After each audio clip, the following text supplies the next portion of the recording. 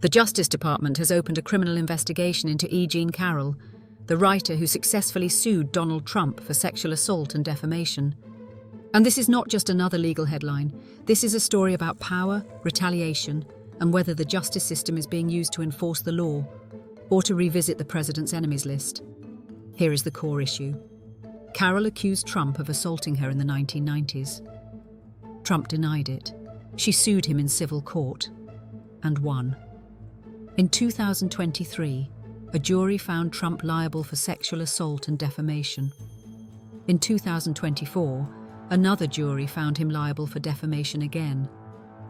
He was ordered to pay Carroll $5 million in one case and $83 million in the other. Trump is still fighting those judgments. Now the Justice Department is investigating Carroll herself. Prosecutors are reportedly looking at whether she committed perjury when she said in a deposition that she had received no outside funding for her lawsuit. Later, court filings showed that LinkedIn co-founder Reid Hoffman helped cover some of her legal costs. But here is the part that matters. An appeals court already said Carroll had plausibly forgotten about the limited outside funding and that she did not appear to be personally involved in who funded her legal expenses. In plain English, prosecutors would have to prove she knowingly and intentionally lied, not just that she was mistaken or unaware. Legal experts say this kind of federal perjury case, based on an isolated statement in a civil lawsuit, is rare, and the investigation does not mean Carroll will be charged, but the timing raises serious questions.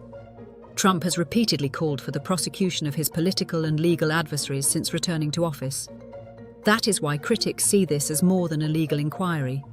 They see a warning: challenge a powerful man, win in court, and the government he controls may come looking for you next.